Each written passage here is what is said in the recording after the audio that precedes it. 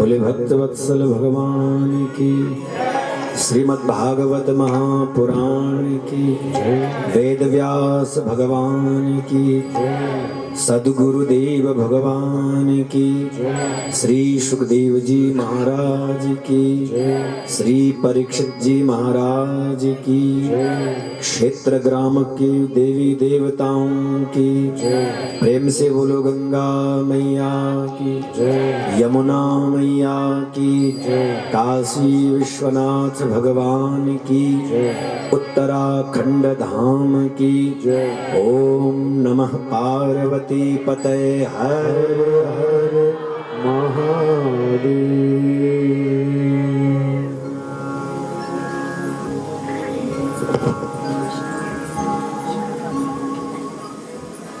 श्रीमद् भागवत की इस पावन दिव्य ज्ञानमयी चर्चा में अब हम सब इस पवित्र सिमड़ी ग्राम सभा में और पवित्रतम परिवार जोशी परिवार के आयोजन में भाग ले रहे हैं। सर्वप्रथम इस माटी को प्रणाम, इस भूमि को प्रणाम करते हुए प्रत्यक्ष अप्रत्यक्ष में विराजमान भगवती चेतना को स्मरण रखते हुए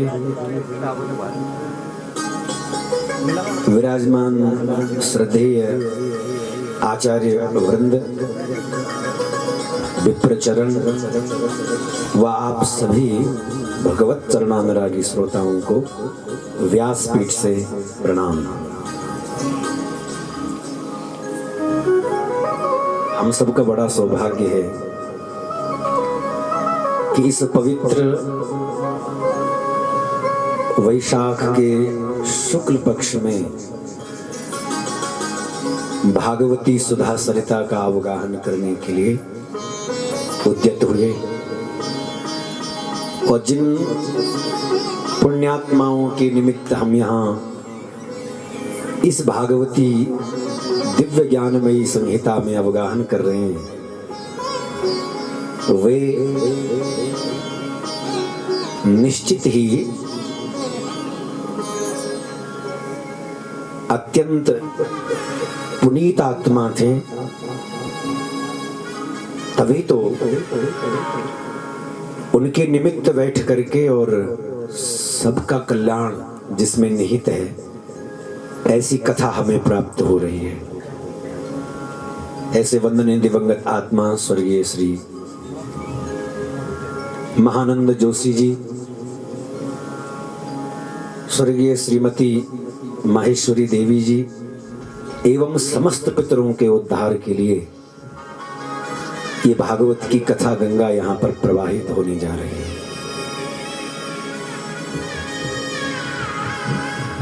प्रत्यक्ष अप्रत्यक्ष में कोई भी पितर होंगे, उन सबका कल्याण इसमें निहित है। श्रीमद् भागवत जी के इस साप्ताहिक यज्ञ में, इस अनुष्ठान में जब आप हमको सौभाग्य मिलता है तो निश्चित ये मान लेना चाहिए कि ये बिना परमात्मा की कृपा के संभव नहीं होता। मनुष्य तो कल्पनाएं करता रहता है, योजनाएं बनाता रहता है, मैं ऐसा करूंगा, कभी ऐसा करूंगा, कभी वैसा करूंगा, लेकिन वो सब जितनी चीजें हैं, वो जो सोचता है वो यथार्थ रूप से जमीन पर उतारने के लिए परमात्मा का अनुग्रह चाहिए। और खास करके श्रीमद् भागवत की कथा हो तब तो कहना ही क्या।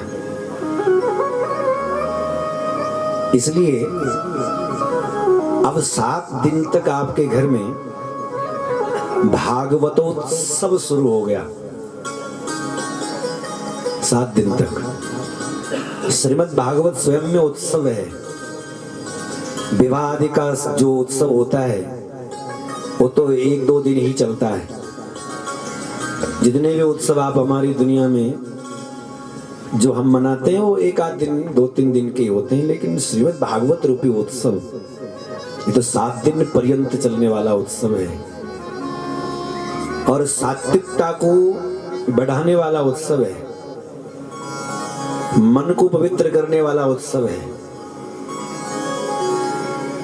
यहां लिखते हैं भाग्योदयीन बहुजन्म समर्जितेन सत्संगमं च लभते पुरुषौ यदा वे अज्ञान हेतु कृत मोह मदांधकारम नाशं विधाय हि तदोदयते विवेकः। जब भागवत की कथा मिलती है तो ये समझ लेना चाहिए कि भाग जाग गया। भागवत भाग्य बनाता है। भागवत जो है भाग वालों को मिलता है। एक जन्म का पुण्य नहीं, अनेक अनेक जन्मों का पुण्य, तब जाकर के भागवत की कथा मिलती है। हमारे कथा के यजमान श्री दिनेश जोशी जी, पता नहीं कितने समय से आपका ये भाव था कि कभी हो, और कितनी कितनी कथाओं में आ करके आपने अपनी उपस्थिति दी और तब ये भाव और दृढ़ होता गया। और एक समय आया कि यह भाव जब पूर्ण रूपेण दृढ़ हो गया, परमात्मा की कृपा पूर्ण रूपेण हो गई, तो भागवत आपके घर में स्वयं चल करके आ गई है। ये भागवत की सुंदर महिमा है।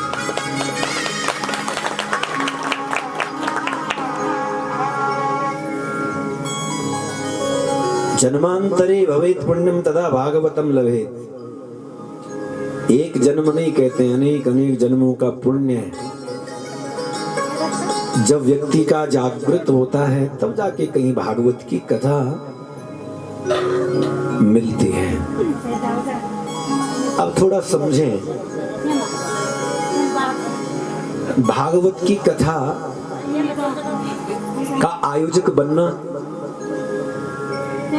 और भागवत की कथा को सुनना, भागवत की कथा को आत्मसात करना बड़ा अंतर है। आयोजक बन जाओगे, सुनने आ जाओगे, लेकिन जीवन में उसको धारण कर सको, ये सबसे विशेष घटना है। तो जिस दिन हमारे आपके जीवन में भागवत उतर जाती है, अभी तो भागवत उतर जाती है, भागवत की कथा सुनते हैं और 3 घंटे के बाद वो उतर जाती है। कहां से उतरती है? बोले एक कान से सुनी और दूसरे कान से बाहर उतर जाती है। लेकिन भागवत की कथा बाहर न उतर करके घट में उतर जाए, तब इसकी विशेषता है, तब विशेष घटना घट गई। तब उसके जैसा पावन कोई दूसरा नहीं, उसके जैसा पवित्र कोई दूसरा नहीं।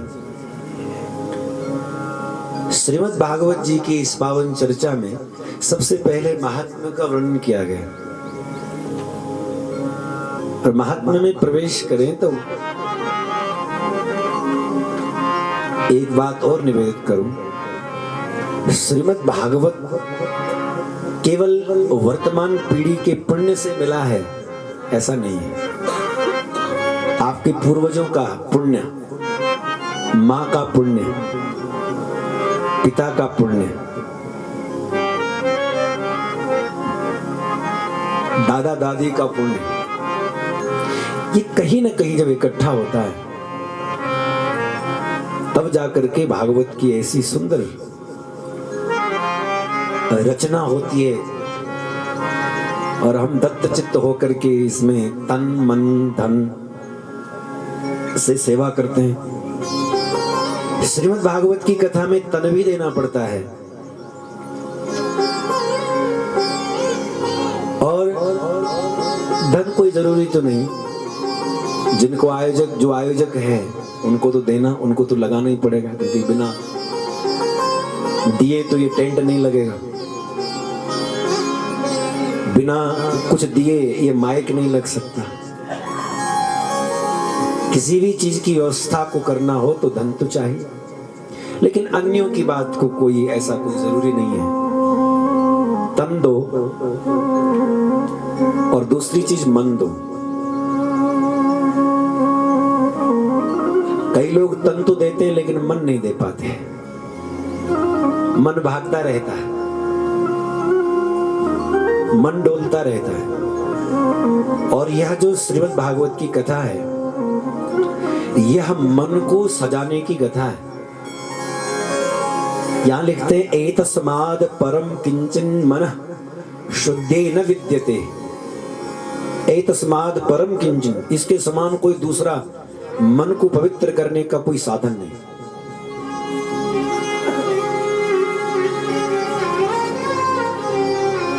जिद्दी से जिद्दी दाग लगा हो कपड़े पे तो कई सारे साबुन हैं, नहीं?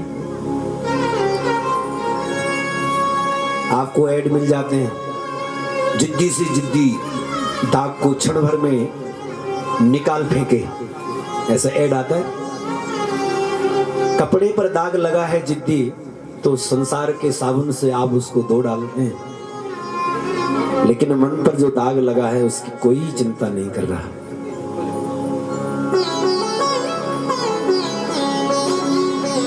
धो डालो मन की चादर को, लगे हैं इसमें कितने दाग, कितने दाग लगे। क्षमा करो तुम मेरे प्रभु जी, जीवन के सारे अपराध धो डालो तन की चादर को, लगे समय जो भी दाग क्षमा करो। पता नहीं कितने कितने जन्मों से मन मेला है, विषय वासना का मेल इस मन पर चढ़ा, और यदि इसको निकालना है तो यहां लिखते हैं श्रीमद् भागवत ही वह उपाय है। एतस्माद् परम किंचिन मनः शुद्धेन विद्यते। इसके समान कोई दूसरा उपाय नहीं। इसलिए भागवत में मन लगा करके सुनना, और जब भागवत को मन लगा करके सुनोगे तो इसकी एक अलग ही महिमा हो जाएगी। यहां महात्म्य कहते हैं, महिमा। क्यों सुने हम भागवत? क्या जरूरत है भागवत सुनने की? क्या होता है भागवत को सुनने से? इन समस्त चीजों का विवेचन जिसमें हो उसको कहते हैं महात्म्य, महिमा। पहले महिमा कहेंगे फिर भागवत कहेंगे, क्योंकि महिमा जब हमारे भीतर बैठ जाएगी, किसी के गुणों को जब हम सुनते हैं तो आप हमारा मन उसके गुणों में आकृष्ट हो जाता है। हम उसको सुनना चाहेंगे, हम उसको देखना चाहेंगे, हम उसके पास रहना चाहेंगे कि उसमें विशेषता है, उसमें कुछ माधुर्य है। इसलिए इस महिमा को श्रवण करें। उससे पहले यहां मंगलाचरण किया। सच्चिदानंद रूपाय विश्वोत्पत्त्यादि हेतवे तापत्र विनाशाय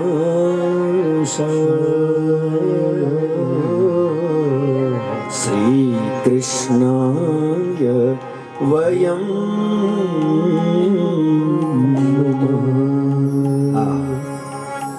सत्य चित्त और आनंद, सच्चिदानंद, ये तीन चीजें जिसमें हैं उसको कहते हैं सच्चिदानंद। सत्य जिसमें है, सत्य वो जो कभी खत्म नहीं होता। चित्त कहते हैं ज्ञान को, आनंद कहते हैं जो कभी भी न्यून नहीं होता, कभी भी क्षीणता को प्राप्त नहीं होता, जो ज्यों का त्यों है। परमात्मा का जो आनंद है वह आनंद एक जैसा है। और हमारे आनंद का क्या कहना, आज थोड़ा बढ़ गया कल घट गया। संसार के विषय भोगों की पूर्ति हो गई, आनंद बढ़ गया। और जब संसार की कामनाओं की पूर्ति नहीं होती तब हम रोने लगते हैं। शरीर स्वस्थ है तब हमारा आनंद बढ़ जाता है, और शरीर अस्वस्थ हो जाए तो आनंद की कमी आ जाती है। हमारा आनंद बढ़ता घटता रहता है, लेकिन परमात्मा स्वयं आनंद स्वरूप है, वो ज्यों के त्यों है। विश्व की उत्पत्ति स्थिति और लय का एकमात्र हेतु परमात्मा, विश्वोत्पत्त्यादि हेतवे, और सहज जो तापों का उन्मूलन करने वाले, दैहिक दैविक भौतिक ताप को मिटाने वाले जो है, ऐसे उस भगवान श्री कृष्ण को हम प्रणाम करते हैं ताकि हमारे बेताप मिटे और शुद्ध विशुद्ध होकर के हम प्रभु प्रेम को प्राप्त करें। लेकिन ऐसे उस परमात्मा तक पहुंचाने वाले कौन है? तो कहते हैं वह गुरु है। कौन है वे गुरु?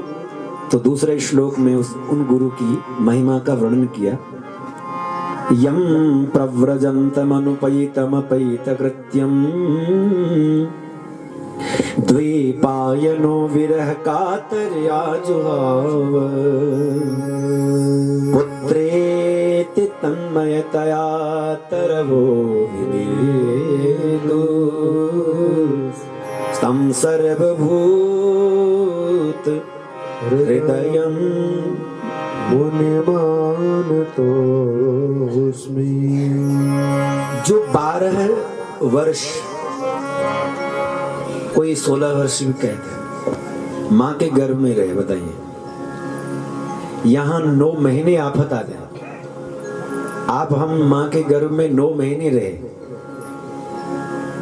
तो जच्चा के भी आफत और बच्चा के भी, जच्चा बच्चा दोनों ही परेशान हो जाएं अगर टाइम पर प्रसव न हो। लेकिन 12 साल हो गए और आने को राजी नहीं है। व्यास जी ने गर्भ में अवस्थित इस बालक से बात की, डायरेक्ट संवाद किया। बेटा, आप कोई दिव्य ऋषि हो, दिव्य महापुरुष हो, लेकिन मां के गर्भ में कब तक रहोगे? मां को भी तो वेदना होती है। बालक कहता नहीं, मुझे यही ठीक है, मैं यही अच्छा महसूस कर रहा। बोले तुम तो कर रहे हो, लेकिन उस मां का क्या? एक छोटी सी कोई चीज है, उसको कंधे पर लेकर के पहाड़ पर चढ़ते हैं तो कितना भारी लगता है।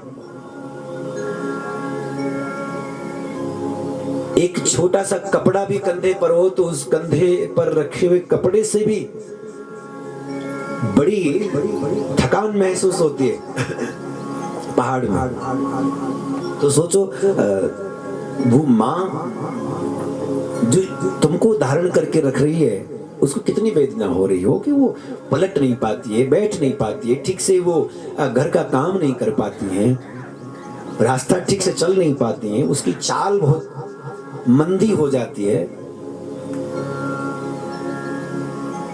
भगवान व्यास जी उनको आग्रह करते आने का, तो उन्होंने कहा ठीक है आ जाऊंगा, लेकिन यदि माया मुझे न पकड़े तो मैं आ जाऊं। और माया न पकड़े ऐसा वचन मुझे कौन दे? बोले भगवान दे, जिनकी माया है। अब भगवान को बुलाया कि प्रभु आप ही सामने आ जाओ। सामने भगवान खड़े हैं और गर्भ से यह शिशु स्तुति कर रहा है, प्रार्थना कर रहा है। भगवान बोले चाहिए क्या?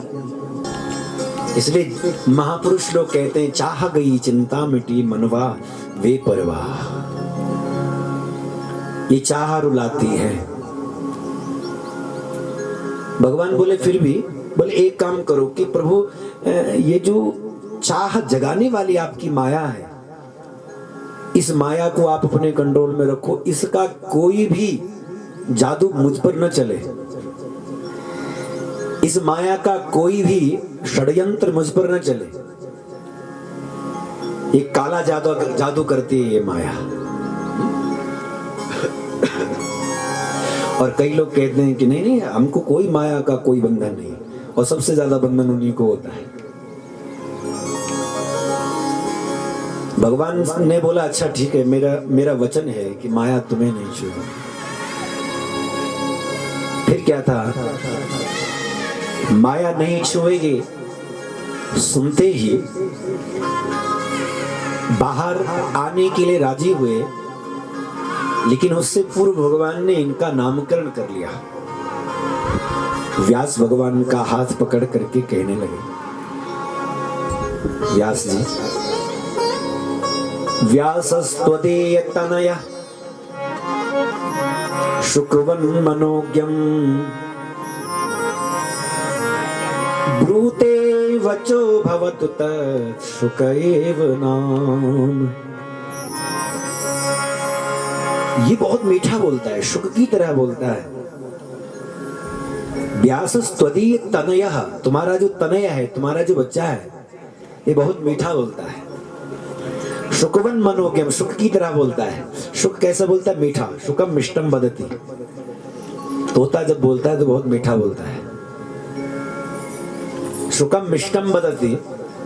इसलिए, और दूसरी विशेषता शुक की ये होती है कि वो वही बोलता है जो उसको पढ़ाया जाता है, जो उसको रटाया जाता है। उसको बोलो राम राम बोलो तो राम राम बोलता है।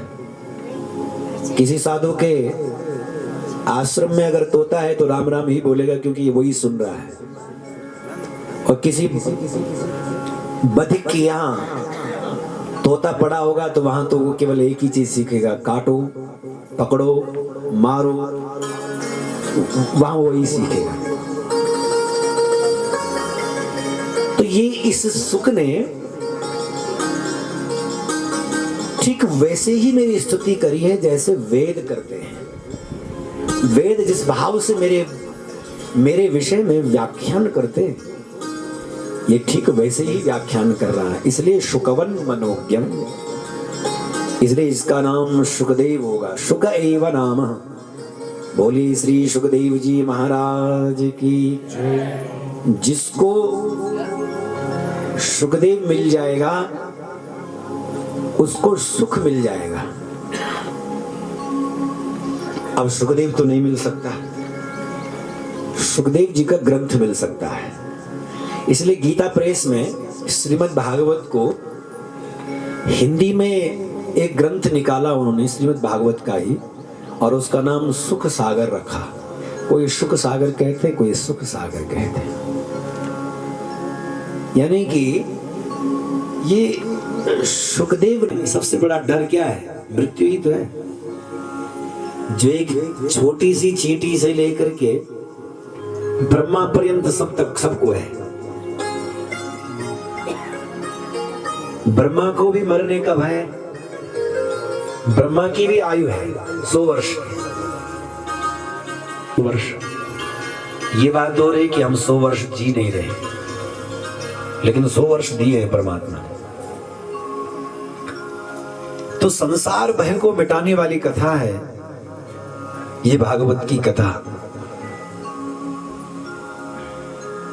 इसलिए जब परीक्षित को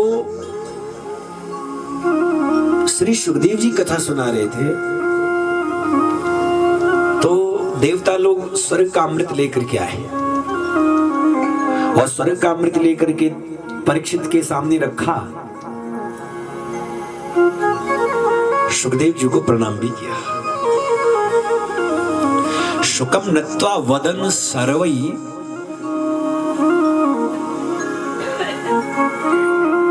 सुखदेव जी को प्रणाम किया। स्वकार्य कुशलासुराः, अपना काम बनाने में बड़े कुशल देवता,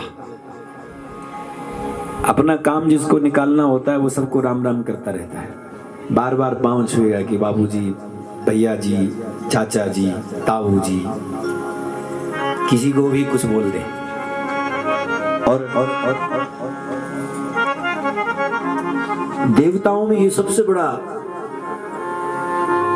इसमें दिखावे की जरूरत नहीं है, उसमें खरीदने वरीदने वाली बात नहीं कि हम इतना देंगे तुम कितना लोगे, हमें ये कथा सुनाओ, हम स्वर्ग का अमृत लेकर के आए। सुखदेव जी ने उनको मना किया। अपना सा मुंह लेकर के देवता लोग वापस जाने लगे। को काचो को मणिर महान, कहां कांच का टुकड़ा और कहां मणि। ये जो स्वर्ग का अमृत है ये कांच के टुकड़े की तरह है, और ये श्रीमद् भागवत रूपी अमृत जो है ये तो मणि के समान है। को काचो को मणिर महान ब्रह्मरातो विचार्येव तदा देवांजहासः। ब्रह्मराज श्री सुखदेव जी महाराज ने विचार करके इन देवताओं को ये कथा सुधा नहीं दी। क्यों? क्योंकि ये इसकी बराबरी स्वर्ग के अमृत से कर रहे हैं। बताओ, स्वर्ग के अमृत से इसकी बराबरी हो सकती है क्या? अरे स्वर्ग का अमृत पी लेने से स्वर्ग तो मिल जाता है, लेकिन मृत्यु नहीं खत्म होती। क्योंकि स्वर्ग मिल जाए, स्वर्ग में तभी तक आदमी रहेगा जब तक पुण्य खत्म होंगे तो फिर इस संसार मृत्यु लोक में आना पड़ेगा, फिर जन्मना और फिर मरना पड़ेगा। इसलिए ये स्वर्ग के अमृत के साथ में भागवतामृत की बराबरी नहीं की जा सकती, क्योंकि भागवत रूपी अमृत तो ऐसा है, एक बार कोई पिएगा दोबारा उसको कुछ पीने की जरूरत नहीं पड़ेगी। जन्म और मृत्यु के चक्कर से सदा सदा के लिए वह छूट जाएगा। इसलिए उनको अभक्त कह करके उपहास करके श्री सुखदेव जी ने देवताओं को वापस कर दिया। तब सूत जी महाराज कहते हैं, श्रीमद् भागवती वार्ता सुराणामपि दुर्लभा। सुराणाम देवताओं को भी दुर्लभ है। और अब हम सबका कितना सौभाग्य है कि हमको भागवत की कथा मिल रही है। देवता लोग जिस कथा को पीने के लिए आए थे और सुखदेव जी ने उनको मना कर दिया, वापस भेज दिया, और हम देखो समय समय पर जहां भी हम बैठते हैं कथा सुन लेते हैं, गा लेते हैं। कोई मना करता है हमें क्या? बस सुनने वाले चाहिए। तो श्रीमद् भागवत की कथा श्रवण मात्र से 7 दिन में परीक्षित को वैकुंठ मिल गया। तो सारे ऋषि देवता जन सब इकट्ठे हुए, उन्होंने कहा कि ये क्या चमत्कार हुआ, 7 दिन में ही कल्याण हो जाएगा? हाँ। बोले नहीं, हम नहीं मानते। तो बोले कैसे मानोगे? तो बोले हम परीक्षा लेंगे। तो परीक्षा कैसे लेंगे? सत्यलोक में तराजू बांधा,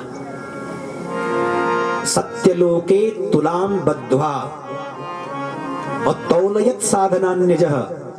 सारे जितने सारे धर्म ग्रंथ थे सबको एक परडे पर रखा, जितने सारे साधन थे सबको एक जगह रखा, जितने सारे पुण्य थे सब एक परडे पर रख दिया, और एक परडे पर श्रीमद् भागवत को रख दिया। सब मिला करके भी इस भागवत के भार को उठाने में असमर्थ हो गए। गौरवेण इदम महत्, श्रीमद् भागवत जो है अपने गौरव से भारी बना रहा। और तब सब संतों ने, ऋषियों ने, देवताओं ने एक प्रशस्ति, एक घोषणा कर दी कि यह जो श्रीमद् भागवत है यह साक्षात परमात्मा भगवान श्री कृष्ण का स्वरूप है। अब इनको कौन तोले? श्रीमद् भागवतम शास्त्रम, ये जो श्रीमद् भागवत शास्त्र है, मेनिरी भगवत रूपम शास्त्रम भागवतम कलो, ये साक्षात भगवान का ही स्वरूप है। इसके श्रवण मात्र से, इसकी यहां तक कि इसके पठन मात्र से, इसका केवल दर्शन भी कर ले, वैकुंठ फलदायकम, वैकुंठ मिल जाए। ये भागवत की महिमा बताई। फिर तो क्योंकि पहले तो ये कथाएं जब होती थी तो महीनों चलती रहती थी। क्यों? क्योंकि सुनने वाले भी वैसे ही थे, सुनाने वाले भी वैसे थे। सुनने वालों के पास भी टाइम था और सुनाने वालों के पास भी टाइम है। आजकल के समय में न सुनाने वालों के पास टाइम है और न सुनने वालों के पास टाइम, इसलिए 7 दिन में ही काम करना पड़ता है पूरा। तो ये जो साप्ताहिक भागवत है, इसकी नींव जो है संत कुमारों ने देवर्षि नारद जी को रखी। एक बार देवर्षि नारद जी बद्रीनाथ धाम पहुंचे। सनक सनंदन सनातन सनत कुमार 4 ऋषि मिले उनको वहां। ये भगवान के जो प्रथम अवतार हैं ये मिले। लेकिन देवर्षि नारद जी को देख करके उनके मन में बड़ा आश्चर्य हुआ कि ये देवर्षि नारद जी परेशान क्यों दिखाई दे रहे। कि हर समय भगवान नाम गाने वाले देवर्षि नारद जी, कभी उनके चेहरे पर मायूसी नहीं होती, प्रसन्न रहते हैं, आनंद में झूमते रहते हैं। लेकिन कमाल की बात है ये परेशान दिखाई दे रहे। कथम ब्रह्मन दीन मुखा कुतश्चिंता तुरा कथम। अरे प्रभु आप परेशान क्यों दिखाई दे रहे हैं? ये दीनता क्यों है चेहरे पर? देवर्षि नारद जी ने कहा क्या बताएं, मैं यात्रा करने के लिए इस पृथ्वी पर चला।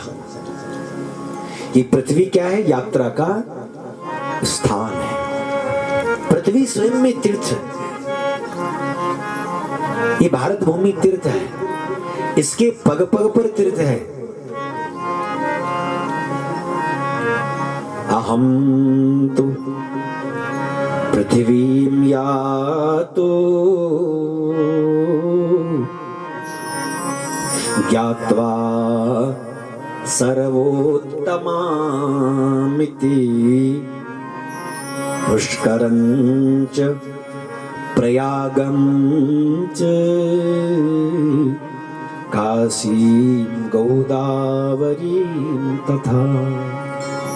काशी गया, गोदावरी गया, पुष्कर गया, प्रयाग गया, श्रीरंग गया, सेतुबंध गया, हरि क्षेत्र गया, कुरुक्षेत्र गया, सब तीर्थ गया, लेकिन कहीं भी मन को शांति नहीं मिली। क्या देखा? बोले सत्यम नास्ति तपः शोचम दया दानम न विद्यते केवल उदरम भरणो जीव वरा का कोट भाषणा। सत्य नहीं, दान नहीं, दया नहीं, पवित्रता कहीं दिखाई नहीं दे। सब क्या करते? झूठ। झूठ का इतना बोलबाला हो गया है कि सच भी कुछ होता है ये लोग भूल ही गए। पहले के जमाने में लोगों के मुख से एक बार झूठ निकलता था तो बार बार प्रायश्चित करते थे। लेकिन आजकल के जमाने में झूठ ऐसा व्याप्त हो गया है कि अगर सच एक बार निकल गया तो बार बार सोचता अरे मैंने सच बोल दिया, कहीं पकड़ा ना जाऊं, कुछ और चीज न खुल जाए। तो पहले के जमाने में झूठ बोलने से लोगों को त्रास होता था और अब के जमाने में सच बोलने से लोगों को त्रास होता है कि सच बोला तो फिर गड़बड़ हो जाएगा। इसलिए सत्य नहीं रहा जीवन में। सत्यम नास्ति तपः शोचम। तप नहीं रहा, तपने के लिए कोई तैयार नहीं है। थोड़ी देर कथा में बैठने के लिए कोई तैयार नहीं। आप जितनी देर बैठ करके कथा में एकाग्र चित्त से सुन रहे हो ये भी तप है। दूर से चल करके जब आप कथा में आते हैं तो यह भी एक तप है। सत्य के लिए कष्ट उठाना ही तप है। परमात्मा प्रेम की प्राप्ति के लिए जो कष्ट उठाए जाते हैं वही तप है। धर्म की प्राप्ति के लिए जो कुछ संसार में सहन करना पड़ता है वही तप है। यथेष्ट की प्राप्ति के लिए जो कुछ भी संसार में उतार चढ़ाव आता है उसको सहना ही, विपरीत परिस्थिति को सहना ही तप है। और अनुकूल परिस्थिति में परमात्मा का धन्यवाद करना, हर समय उनका स्मरण करना तप है। तपो दिव्यम पुत्रकायेन सत्वम। लेकिन आजकल के जमाने में कोई तप नहीं करता। कुछ देर माला लेकर के बैठे, महाराज 50 जमाई शुरू हो जाएंगे। आजकल के जमाने में सब माला छोड़ दिए, माल पर लगे हैं कि माल मिले, माला छोड़। तो कहने का मतलब ये, सत्यम नास्तपा शोचम, पवित्रता तो बिल्कुल नहीं, न वैचारिक शुद्धि है, न भावात्मिका शुद्धि है, भावना की भी शुद्धि नहीं। कहता कुछ है और भीतर कुछ है।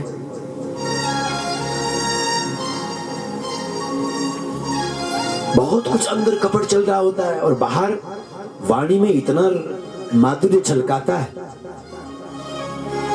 ऐसा लगता है कि इसके समान कोई दूसरा। तो सत्यम नास्तपः शोचम दया दानम न विद्यते। दया नहीं, दान नहीं। क्या कर रहे हैं लोग? केवल पेट भरने तक सीमित है। देवर्षि नारद जी कहते न मैंने आश्रमों में सुख देखा, न शांति देखी, चाहे वो ब्रह्मचर्य आश्रम हो, गृहस्थ आश्रम हो, वानप्रस्थ आश्रम हो, और चाहे वो संन्यास आश्रम। कोई विरक्त दिखता नहीं। आजकल के समय में विरक्त कौन है? बोले जो जितना इकट्ठा करे वो विरक्त। जितना बड़ा आश्रम बनाए उतने बड़े महाराज, जितनी बड़ी बड़ी गाड़ी लेकर के घूमे उतने बड़े महाराज, बड़े त्यागी हैं, त्यागी जी की गाड़ी। तो जितने संग्रह वृत्ति है, जितने आश्रम है समाज में, वो उतना बड़ा महात्मा है। विरक्ता सा परिग्रह। इसलिए देवर्षि नारद जी कहते मुझे बड़ा दुख हुआ, और जब दुख हुआ तो मैं वृंदावन पहुंचा, लेकिन वृंदावन में मैंने एक बड़ा आश्चर्य देखा। क्या आश्चर्य देखा? एक युवती जिसने अपना नाम भक्ति बताया, और उसके सामने वो पार्श्व में वृद्ध दो पड़े थे, ज्ञान वैराग्य उनका नाम बेटे हैं इस भक्ति के। जब वो मुझसे रक्षा मांगती है तो मैंने कहा कि भक्ति तुम तो भगवान को अति प्रिय, लेकिन ज्ञान वैराग्य की ये हालत जो है कलयुग के कारण हुई है, इसलिए मैं कोई उपाय करूंगा, तुम्हें चिंता नहीं करनी। भक्ति महारानी ने कहा कि कलयुग आ गया? बोले हाँ। तो कलयुग को यहां इस पृथ्वी पर स्थान किसने दिया? बोले राजा परीक्षित ने दिया। तो राजा परीक्षित तो बड़े धर्मात्मा व्यक्ति थे, तो क्या उनको पता नहीं था कि ये तो सही व्यक्ति नहीं है, इसको स्थान क्यों देना? कहने लगे कि देवर्षि नारद जी कहते हैं कि ये जो परीक्षित है ये सज्जन है, और सज्जनों का स्वभाव क्या होता है? दूसरों में दोष नहीं देखना, बल्कि दोष से भरे हुए जो लोग हैं उनमें भी कुछ अच्छा ढूंढना कि चलो जो है सो है, लेकिन कुछ न कुछ अच्छा तो होगा इसमें। कीचड़ में भी वो कुछ अच्छा ही ढूंढ रहे हैं, और उनको मिल गई। ढूंढने वाले को क्या नहीं मिल जाता? मिल गई इसमें एक अच्छाई। क्या अच्छाई थी इसमें? बोले यत् फलम नास्ति तपसा न योगेन समाधिना तत् फलम लभते सम्यक् कलौ केशव कीर्तना।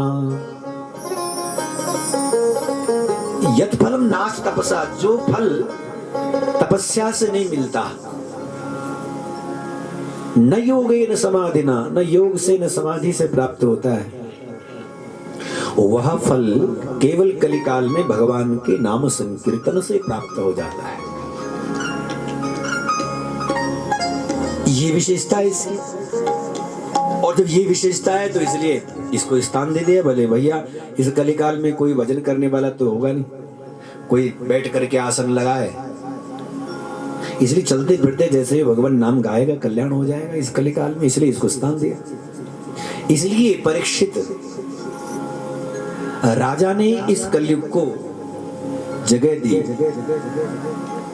महारानी भक्ति देवर्षि नारद जी को कहती हैं, देवर्षि जी आप तो सब कुछ जानकार हैं, आपकी कृपा जिस पर हो जाती है उसको भगवत प्राप्ति होने में कोई विलंब नहीं होता। देवर्षि नारद जी ने कहा, क्या मैंने किसी को भगवत प्राप्ति कराई है क्या? हाँ कराई है। किसको कराई? तो भक्ति महारानी कह रही हैं, जयति जगति माया यस्य कायादवस्ति वचन रचनमेकं केवलं चाकलय्या ध्रुवपदमपि यातो यत्कृपातो ध्रुवोऽयं सकलकुशलपात्रं ब्रह्मपुत्रं नतास्मि। ब्रह्मपुत्रम नतास्मि। क्या कह रहे हैं? जयति, जीत लेता है वो क्या? बोले जगत की माया को। कौन? कायाधवेय, कयाधु का पुत्र। कयाधु का पुत्र कौन है? प्रहलाद। माया उसका कुछ नहीं बिगाड़ती, वो भगवान का नाम नहीं छोड़ता, क्योंकि आपने उसको भगवान का नाम दिया है, भगवान के नाम की महिमा बताए। जयति जगति माया यस्य कायादवस्थे वचन रचनमेकं केवलं चाकलय्या। इतना ही नहीं, आपके वचनों की रचना ऐसी, आपके बोलने का तरीका ऐसा, कितना भी उलझा हुआ जीव हो आप उसको निकाल देते हैं बाहर। आपने निकाला किसको? ध्रुव जी को। ध्रुव जी को जहां ध्रुव जी मान भंग होने के कारण व्यथित था, परेशान था, ध्रुव जी को आपने मार्गदर्शन किया और ध्रुव जी को भगवत प्राप्ति हो गई। ध्रुव पदमपि यातो यत्कृपातो ध्रुवोऽयम्।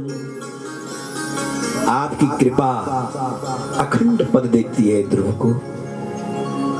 आप सब प्रकार से कुशल हैं।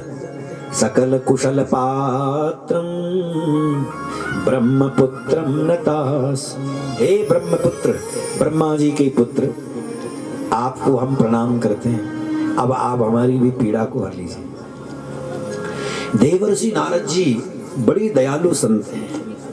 संत होते ही दयालु है, बड़ी कृपालु होते हैं। वो जीव को इस संसार झंझावात से निकाल करके परमात्मा की शरणागति देते हैं।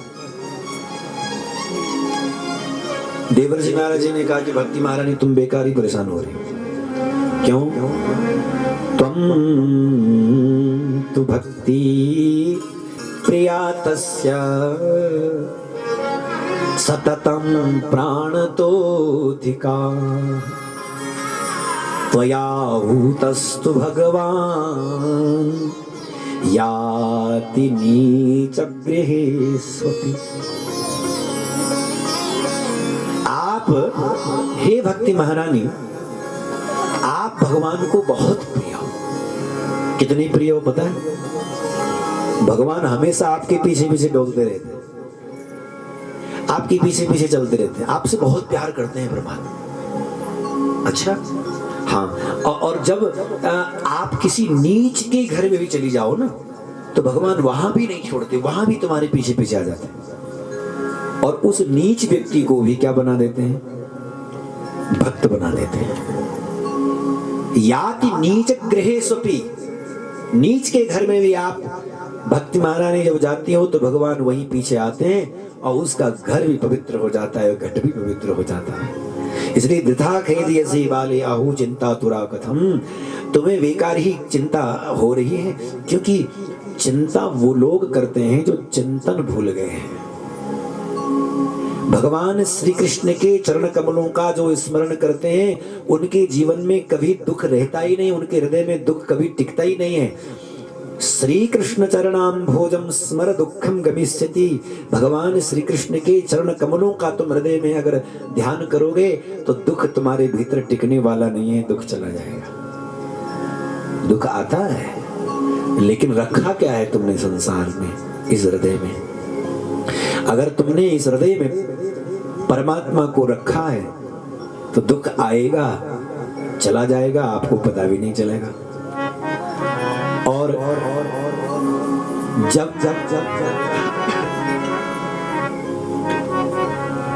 परमात्मा के चरण कमलों का कोई स्मरण करता है तो दुख उसके जीवन से चला जाता है। इसलिए चिंता नहीं, चिंतन करना है। और जिन लोगों ने अपने हृदय में चिंता रखी है दुनिया भर की, अरे भाई साहब आप परेशान दिख रहे हैं, हाँ बड़ी चिंता है, तो चिंता के कारण परेशान है। बड़े दुखी लग रहे हो, हाँ क्योंकि बड़ी चिंता है मुझे संसार के अपने परिवार परिजनों की।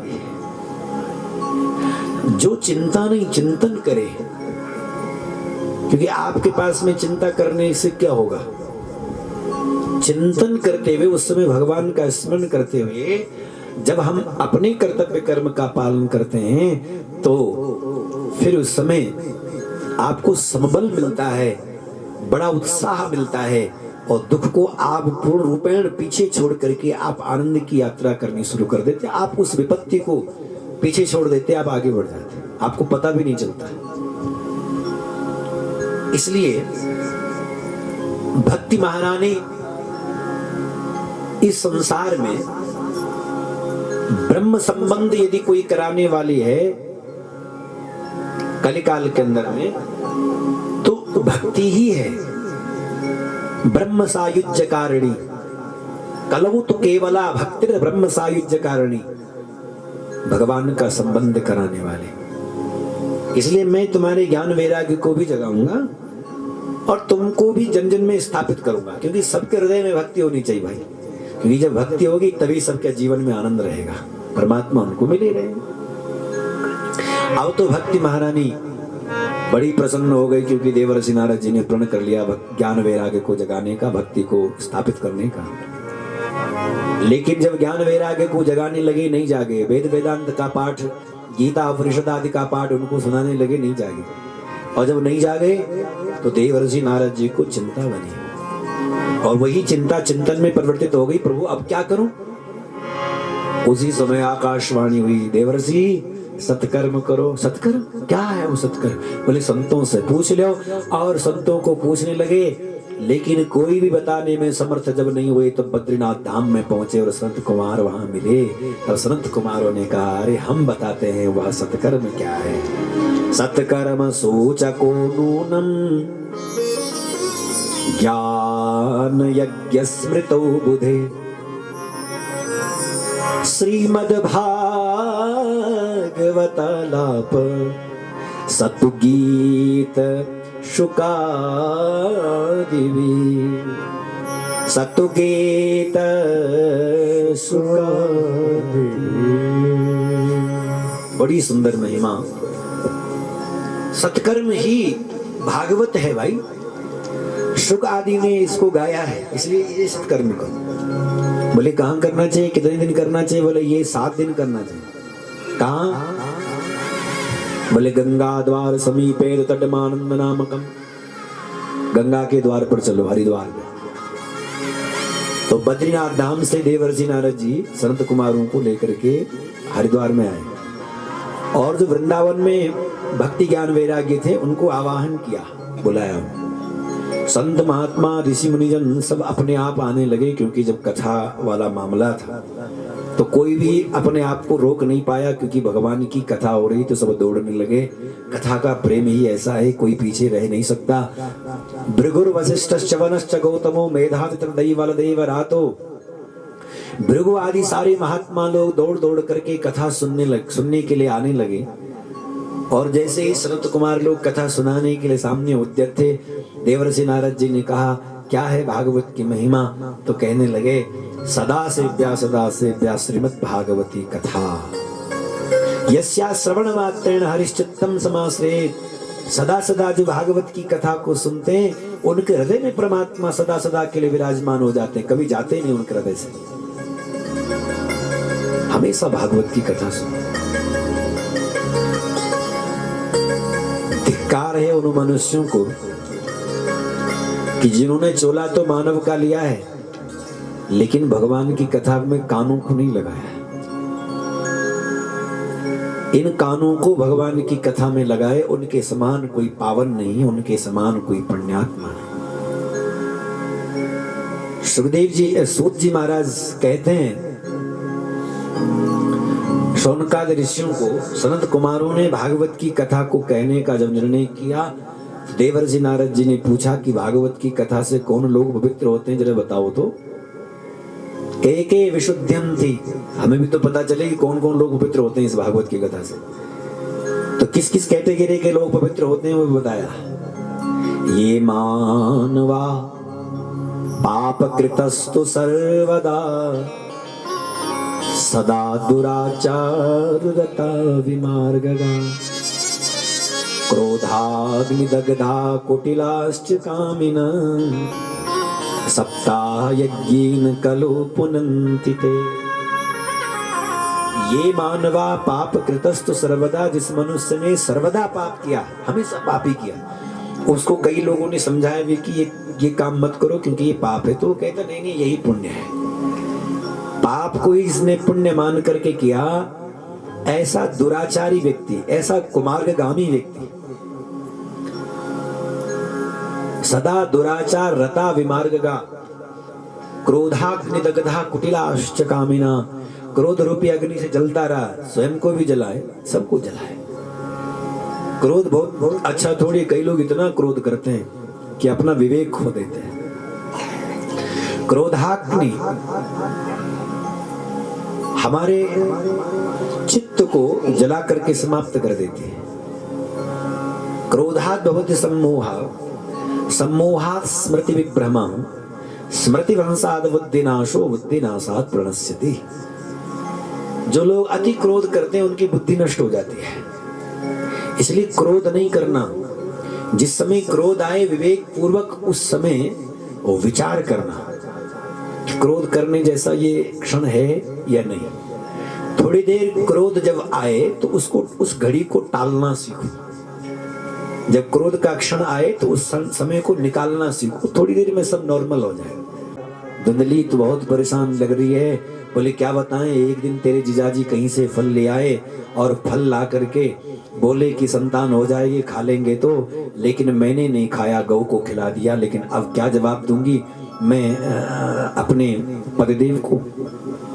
कहा चिंता मत करो, मेरी संतान होने वाली है, तुम नाटक करो गर्भवती होने का और मैं तुम्हें संतान दे दूंगी, तुम धन दे देना। बस ऐसी ही जब विनिमय कर लिया, ऐसे साठ गांठ हो गई दोनों में आपस में, तो एक समय ऐसा आया कि ये इनकी बहन जो है, धुंधली की बहन ला करके एक संतान दे देती है और आत्मदेव जी को कह दिया कि देखो मेरे घर में संतान हो गई। आत्मदेव बड़े राजी हुए, बड़े खुश हुए कि मेरे घर में संतान हो गई। आत्मदेव जी ने उत्सव मनाने की सोची, उन्होंने कहा उत्सव मनाने की जरूरत नहीं, हमने उत्सव मना लिया, नामकरण कर लिया। क्या नाम रखा? बोले मैंने अपने ही नाम से जोड़ करके इसका नाम रख दिया, क्योंकि मेरा नाम है धुंधली और मेरे बेटे का नाम धुंधकारी होगा। बोले वाह। अब क्योंकि इसके गुणों के बारे में कहा गया है कि सौभाग्य स्थापिका है, ये अपनी बात मनवाने वाली स्त्री है। धुंधली जो है इसके पति के इसके सामने चलती नहीं, यहाँ लिखा सौभाग्य स्थापिका नित्या, अपनी बात मनवा के छोड़ती है। तो इसलिए आत्मदेव ने भी ज्यादा जिद नहीं करी, चलो ठीक है तूने धुंधकारी रखा, ठीक ही है। लेकिन 3 महीने बीते। एक दिन गौ की सेवा के लिए जब गौशाला में गए थे प्रातः काल का समय, गौ माता ने एक सुंदर बछड़ा नहीं बालक को जन्म दिया है, कान जिसके गौ के समान थे। आत्मदेव जी आत्म विभोर हो गए, प्रसन्न हो गए, सोचने लगे हे परमात्मा, हे प्रभु आपने कैसी कृपा कर दी, पहले तो घर में एक भी संतान नहीं थी और अब तो 2-2 संतान हो गई, लेकिन यह बालक मुझे बहुत भा रहा है, इसलिए इसका नामकरण मैं ही करूंगा। और इसलिए क्या नामकरण करते उसका? बोले गौ के समान कर्ण जिसके, इसलिए इसका नाम गौकर्ण रखा गया। बोले गोकर्ण जी महाराज की। अब गोकर्ण पंडितो ज्ञानी और धुंधकारी महाखल। धुंधकारी 1 नंबर का खल, चोर लुटेरा, और गोकर्ण 1 नंबर के पंडित विद्वान ज्ञानी हो गए। आत्मदेव जी धुंधकारी के इन पापों को देख करके परेशान हो गए, बड़े दुखी नजर आए। तो गोकर्ण जी ने उनको आत्मबोध कराया। पिताजी बहुत परेशान दिखाई दे रहे हो, क्या हो गया? तो आत्मदेव जी ने कहा, बेटा मैं सुख ढूंढ रहा था, मिला कहीं नहीं। तो कह दिया, न चेन्द्रस्य सुखम किंचिन न सुखम चक्रवर्तिना सुखमस्ति विरक्तस्य मुनिरेकांत जीविना। सुखमस्ति विरक्तस्य, यहाँ राजे महाराजाओं से लेकर के इंद्र महाराज तक भी जाओगे तो उनसे पूछोगे अगर कि सुखी हो गया, तो कहेंगे अरे गाय का सुख है। सुख तो दूर दूर की चीज है। सुखमस्ति विरक्तस्य, सुखी कौन है? बोले जो विरक्त हो गया है वही सुखी है। वो विरक्त यानी आसक्ति से रहित हो गया। दुनिया में जिसकी कहीं कोई आसक्ति नहीं वही सुखी है, बाकी सब दुखी है। विरक्तस्या परिग्रह। और इसलिए गोकर्ण जी महाराज पिताजी को ज्ञान देते हुए कहते हैं, पिताजी देहे स्थिमांसुरुधिरे भिमतिं त्यजत्वं जाया सुतादिषु सदा ममतां विमुञ्च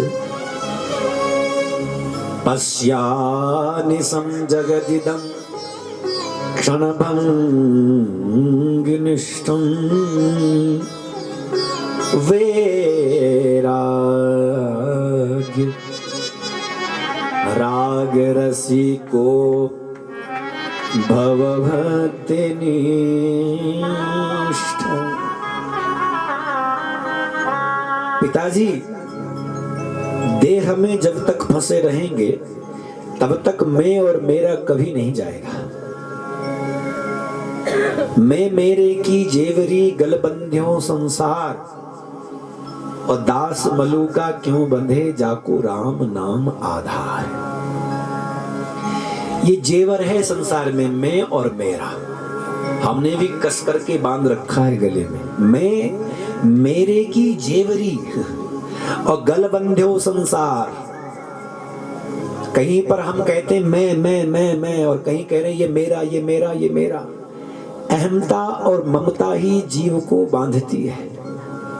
अहमता और ममता से बचना है तो इस बात को ठीक से जान लो कि यह जो देह है यह तो नाशवान है, मिटने के लिए है।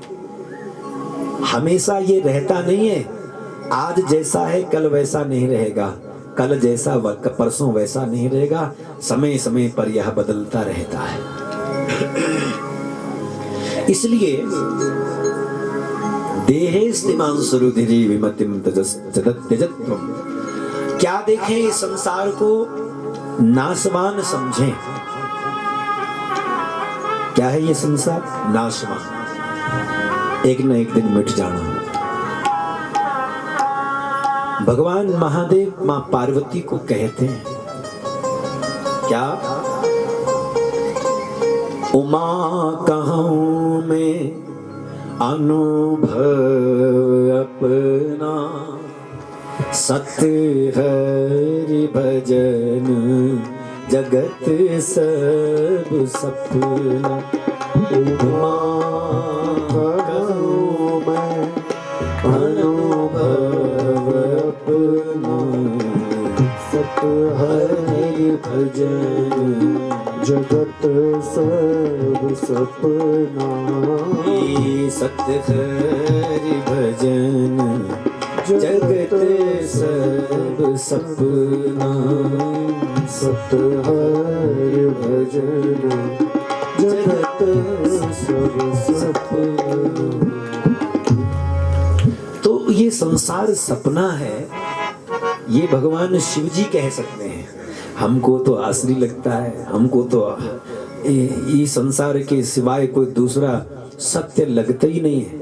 जो सत्य है वो दिखता नहीं है, और जो असत्य संसार है वो चमक दमक के साथ में हमारे सामने खड़ा है, और हम कह रहे हैं यही सत्य है।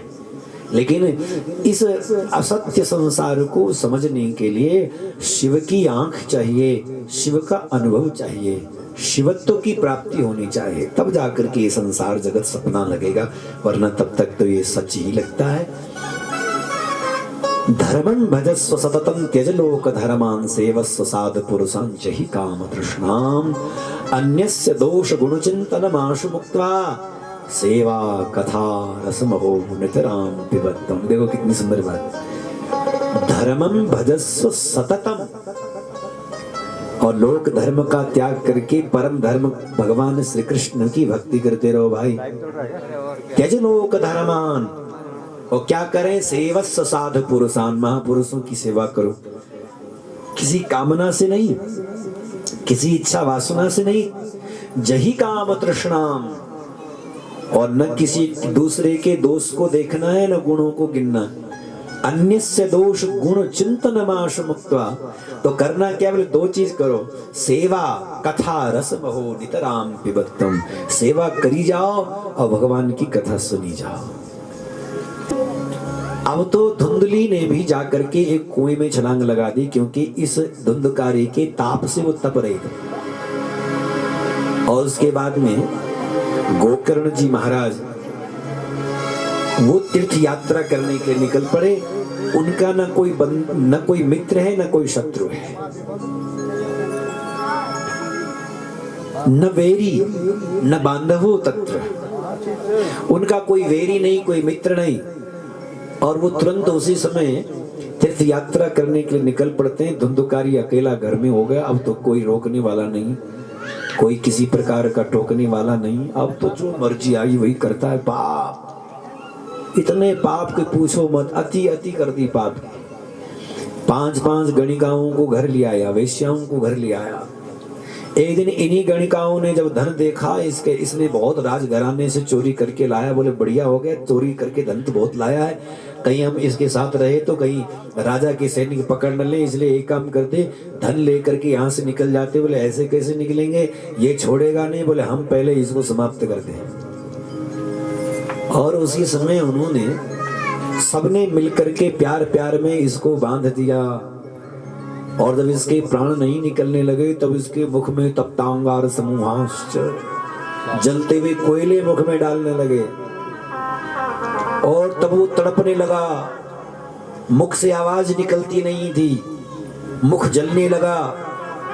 और उसी समय इसके प्राणांत जब हो गए, इन्होंने क्या किया, इसको जमीन में गाड़ दिया। धुंधकारी की दुर्गति हो गई। अगल बगल वालों ने पूछा, क्यों भाई आजकल धुंधकारी साहब नहीं दिख रहे? बोले वो आजकल धन कमाने के लिए गए। कब आएंगे? बोले 1 साल में आएंगे, बहुत सारा धन लेकर के। 2-4 दिन तक लोगों ने इंतजार किया, उसके बाद में ये भागे। सब धन उठा करके 5 गणिकाएं भाग गई। अब सबको निर्णय हो गया कि वो मर चुका है। और जब ये बात गोकर्ण जी महाराज को तीर्थ यात्रा में पता चली कि मेरे भाई की मृत्यु हो गई, तो हर एक तीर्थ में जा जा करके पिंड भरने लगे। लौट करके जब घर में आया तो क्या पाते हैं, घर में ही अपने भाई को प्रेत बना पाया। और कह रहे हैं, कस्तम उग्रतरो रात्रो कुतो यातो दशामिमा किं वा प्रेतः पिशाचो वा राक्षसोऽसीति संशुना। राक्षसोऽसीति संशुना।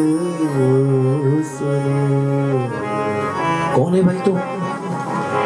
अब वो बोलने की कोशिश करता लेकिन बोल नहीं पाता। तब महात्मा गोकर्ण जी ने उसको जल अभिमंत्रित करके उस पर जब डाला तो बोलने लगा और हाथ जोड़ करके बोला, अहम भ्राता त्वदीयोस्मि, मैं आपका ही भाई हूं। मेरा भाई? तो धुंधकारी? हाँ। मैं तो हर जगह पिंड भरे और गया में भी गया पिंड भरे। तो कहने लगे गया श्राद्ध सते नापी मुक्ति में भविष्य थी। गया में 100 पिंड भरने पर भी मेरी मुक्ति नहीं हो सकती। 100 पिंड भर क्यों? क्योंकि मैं बहुत अव्वल नंबर का पापी, मैं छोटा मोटा पापी नहीं कि मैं पिंडदान से पवित्र हो जाऊं, नहीं। अच्छा तो कैसे उद्धार होगा? बोले ये तो आप ही संत जैसे महापुरुष जो हैं वो आप ही कोई उपाय कर सकते हैं। तो अच्छा कहा तुम शांत हो जाओ, मैं विचार करता हूं। रात भर विचार करते रहे। प्रातः काल का समय हुआ, गोकर्ण जी महाराज के पास संत महात्मा लोग आने लगे। उनसे पूछते क्या होगा मेरे भाई का उद्धार का उपाय। एक संत महात्मा कहने लगे तुम सूर्य भगवान से पूछ लो। सो भगवान सूर्य की वो प्रार्थना करने लगे, हे जगत साक्षी, हे सूर्य नारायण परमात्मा बताओ मेरे भाई का उद्धार का उपाय। तो कहने लगे सूर्य भगवान की आवाज सबने सुनी। क्या सुनाई दिया? श्रीमद् भागवतान मुक्ति सप्ताह वाचनम कुरु। श्रीमद् भागवत से इसकी मुक्ति होगी, इसलिए इसको तुम क्या सुनाओ? भागवत की कथा सुनाओ, 7 दिन तक सुनाओ इसको। अच्छा हाँ। अब तो गोकर्ण जी ने भागवत की कथा सुनाने का निर्णय किया। संत महात्मा लोग आ करके स्थान ग्रहण करने लगे। लेकिन उसी समय धुंधकारी ने सोचा मैं कहाँ रहूं, तो बांस का एक झाड़ था, उसी बांस के झाड़ में बैठ करके भगवान का सुमिरन करता कथा सुनने लगा। और जब भगवान की कथा सुनने लगा, एक एक दिन की कथा को सुनते सुनते एक एक ग्रंथि फटती है, टूटती है, अविद्या की, अस्मिता की, राग द्वेष अभिनिवेश आदि की, और पवित्र हो करके 7वें दिन वो दिव्य देह धारण करके सामने प्रकट हो गया। और उसी समय अपने भाई को प्रणाम करता हुआ कहने लगा नाम भ्रातरम सद्य, आपकी कृपा से मुझे आज भागवत की कथा मिली और भागवत की कथा ने मुझे मुक्त कर दिया। धन्य भागवती वार्ता प्रेत पीड़ा विनाशनी। धन्य है ये भागवत की कथा जो प्रेत की पीड़ा को हरने वाली है। इसलिए मैं भागवत की ये सप्ताह को मैं धन्य कहता हूँ, ये भागवत को मैं धन्य कहता हूँ, ये जो सुनने वाले श्रोताजन हैं इनको धन्य कहता हूँ। और आदि आदि प्रकार से जब वह स्तुति करने लगा, कितने में विमान आया, विमान पर बैठ करके भगवान के पार्षद उसको जब ले जाने ही वाले थे, कितने में गोकर्ण जी ने भगवान के पार्षदों से निवेदन किया, अत्रैव बहवः सन्ति श्रोतारो मम निर्मला आनीतानि विमानानि न स्वयं युगपत्किता। कुतः यहाँ तो बहुत सारे श्रोता थे, एक ही धुंधकारी जाएगा क्या विमान पर बैठ करके? सब नहीं जाएंगे।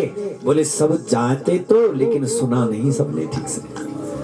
सुनते तो थे लेकिन मनन नहीं करते थे, विचार नहीं करते थे, मंथन नहीं करते थे, सुन करके भूल जाया करते थे, इसलिए कथा का फल नहीं मिला। लेकिन अब की बार सबने ठान लिया कि अब की बार हम कथा सुनेंगे ध्यान से। दोबारा कथा हुई, यहाँ धुंधकारी को भगवान का धाम मिला। लेकिन दूसरी बार जब कथा हुई तो अब की बार सबने बड़े प्रेम पूर्वक कथा को श्रवण किया और सबको भगवान का धाम और वैकुंठ प्राप्त हो गया। बोलिए श्रीमद् भागवत महापुराण की जय। ये भागवत की महिमा बताई गई। गोकर्ण जी महाराज के लिए स्वयं भगवान प्रकट होकर के उनको आलिंगन करते, गले से लगाते और अपने ही स्वरूप में समाहित कर देते। यानी कि गोकर्ण जो वक्ता है वो भगवान की कथा कहते कहते भगवान उन पर इतने प्रसन्न हुए कि भगवान ने उनको अपने स्वरूप में मिला दिया सदैव के लिए। सुखदेव जी परीक्षित को ये कथा सुनाते, सूत शौनकादि ऋषियों को ये कथा सुनाते, गोकर्ण जी धुंधकारी और समस्त भक्तों को ये कथा सुनाते, तो इसका कथा का फल निश्चित प्राप्त होता है। यहाँ कहते हैं श्रीमद् भागवत की कथा मात्र से भक्ति ज्ञान वैराग्य जो है वो तरुण हो गए, वैष्णवों के हृदय में उनमें स्थान पा लिया। भक्ति। और इतना ही नहीं, जब यहां भागवत की कथा पूर्ण भई तो यहां कहते हैं संत महात्मा योगी यतिवृंद सब आने लगे। परम भागवत सब आकर के भगवान के मंगलमय श्लोकों का, भागवत के श्लोकों का गान स्वयं सुखदेव जी करते और फिर भगवान का नाम गाते और नाम गा करके भगवान के नाम में झूमने लगते और झूमते हुए यहाँ कहते हैं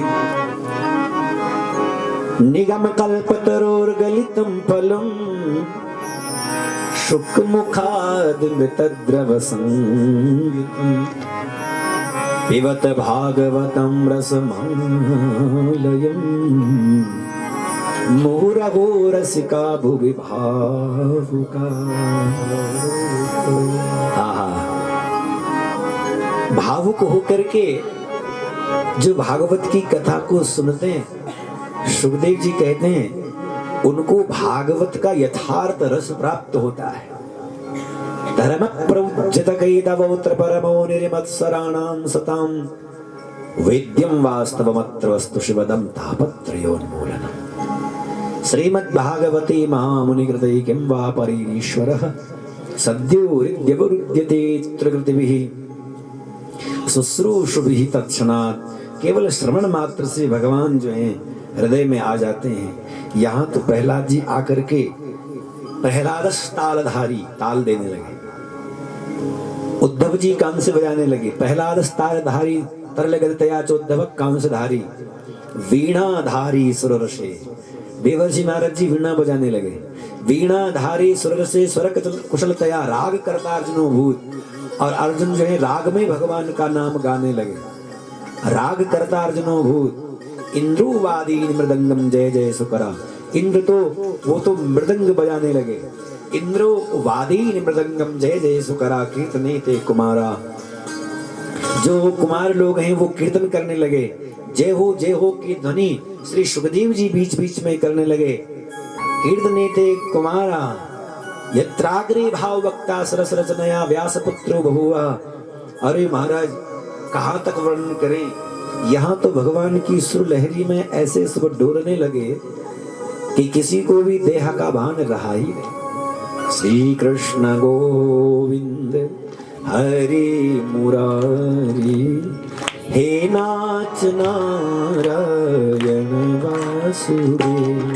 हरे कृष्ण गोविंद हरे मुरारी हे नाथ नारायण वासुदेव। श्री कृष्ण गोविंद हरि मुरारी हे नाथ नारायण वासुदेव। श्री कृष्ण गोविंद हरि मुरारी हे नाथ नारायण वासुदेव। हे नाथ नारायण वासुदेव। हे नाथ नारायण वासुदेव। हे नाथ नारायण वासुदेव। हे नाथ नारायण वासुदेव। श्री कृष्ण गोविंद हरे मुरारी हे नाथ नारायण वासुदेव। श्री कृष्ण गोविंद हरे मुरारी हे नाथ नारायण वासुदेव। हे नाथ नारायण वासुदेव। हे नाथ नारायण वासुदेव। हे नाथ नारायण वासुदेव। हे नाथ नारायण वासुदेव। हे नाथ नारायण वासुदेव। हे नाथ नारायण वासुदेव। हे नारायण वासुदेव। हे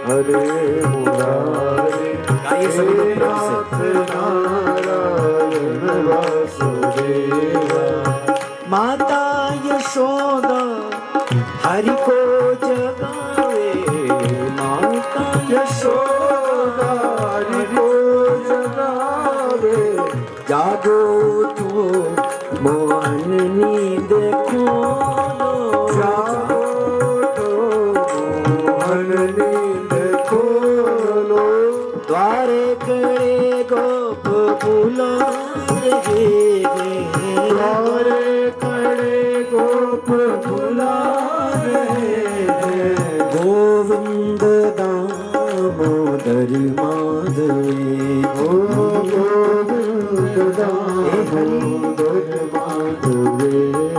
हाँ श्री कृष्ण गोविंद हरे मुरारे, हे नाथ नारायण वासुदेव।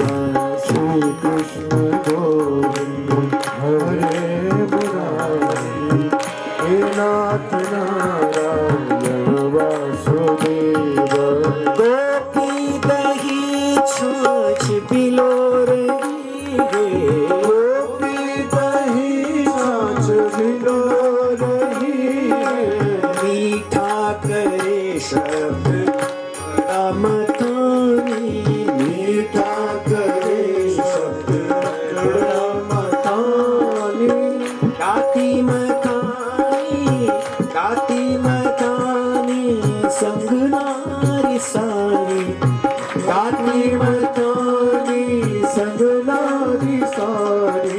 गोविंद दामोदर माधवेति, गोविंद दामोदर माधवेति।